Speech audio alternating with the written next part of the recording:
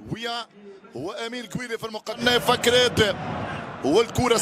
اشاره من الكويري لاعب ارسي هذه الكوره من خارج منطقتي في الخروج بالكوره من مناطق ترجع الجوله القادمه استقبل فريقين في السابق جولبير غريس ترجع كرة للفرق الان تيموتي كويري هيا روي بيير ممتازة وهذه العرضية خطيرة لكن بعيد على كويري بعد من كورتويا لامست السار لكن صد عليها الحارس صد عليها كسر سبوري قدم في بداية مع الخطر الان كويري شوف الضغط العالي كويري والكرة من مسافة بعيدة لكن البرة فكرة ممتازة لمح تقدم كرة طويلة للأمام كويري يرجعها كويري من الأرجنتيني كويري كونترول في الكرة ترجع من الإنجليزي هنا كويري برمز يزيد من السرعة ولكن أخيرا ليس كويري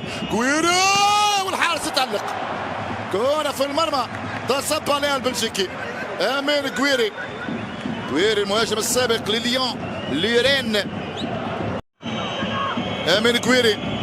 هل تاتي كرة التقدم راسية لبرا ارتقاء وكرة أخيرة لبرا كنترول سيء والكرة تنقل عند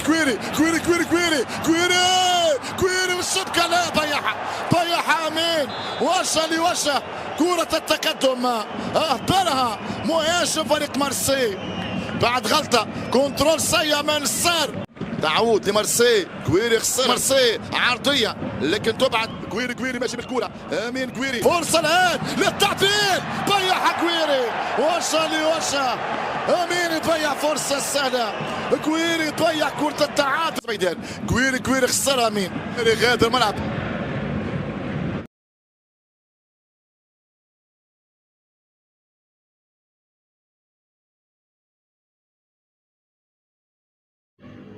محرز في ورطة بسبب المدربين بين تدخل في مهامه في بيتيفيتش وتعليمات يايسلا. واجه النجم المنتخب الوطني الجزائري رياض محرز صاحب 34 عاما انتقادات قوية في الساعات الماضية تعد امتدادا لما يشيعه في الفترة الأخيرة. كذلك أن بداية الموسم الجديد لم تكن مثالية بالنسبة إليه رغم أنه يلعب أساسيا ويحاول صنع الفارق سواء مع منتخب بلاده أو فريق الأهلي السعودي، ولكن بحكم نجومية لاعب مانشستر سيتي سابقا فعندما تكون النتيجة سلبية يكون في مواجهة الانتقادات بما أن من العناصر الموثوقة في الفريق ومنتخب بلاده ويملك الخبرة الكبيرة لتحمل المسؤولية المضاعفة. مباشرة بعد نهاية مباراة الأهلي وبيراميدز المصري في كأس القارات الثلاث مساء الثلاثاء كان الجزائري هدفا لانتقادات قوية للغاية من جماهير فريقه التي ترى أنه لم يقدم المستوى الذي يساعد الفريق على التألق في المواجهات القارية. ذلك أن الأهلي الذي استزاد من الدعم الجماهيري كبير فشل في تخطي عقبة النادي المصري لتلقى الجماهير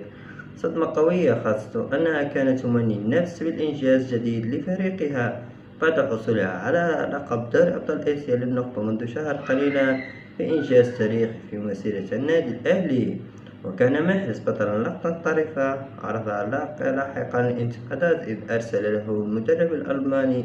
ماتيا يسلا ورقة فيها تعليمات قد تهم تمركز اللاعبين لتعديل الأوتار أمام الفريق المصري. قد احتاج اللاعب إلى وقت طويل من أجل استيعاب ما طلبه به المدرب، وكان وجه يسلا بدور انتقادات بسبب عدم استبدال اللاعب الجزائري خلال المواجهة ومنح الفرصة للاعبين آخرين. بعدما أحسن دفاع الفريق المصري مراقبة النجم الجزائري ومنتخب الخضر طوال اللقاء رغم أنه حاول قدر المستطاع ترك بصمته في المواجهة وقيادة الفريق إلى الدور التالي. ورغم أن الأهلي قد عرض تاريخيا إلى آخر مبارياته في الدوري السعودي أمام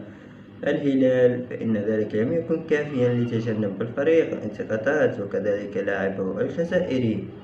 وكان رياض محرز قد تعرض لهجوم قوي في اللقاء الدولي الأخير مع الخضر حيث ظهر في النهاية أمام مباراة غينيا وهو يواجه رفقائه رغم وجوده مدرب، رغم أن مستواه كان ضعيف، تصرفه كان مدربا مساعدا أن يتدخل. المدرب فلاديمير بيتشيفيتش يطلبه بقية التقييد بدوري وعدم الوقوف تسرب معطيات تؤكد أن محرز قد يكون غائبا عن معسكر منتخب بلاده في الأسبوع المقبل بسبب التصرفات الأخيرة، رغم أن هذا الأمر يبدو مستبعدا للغاية.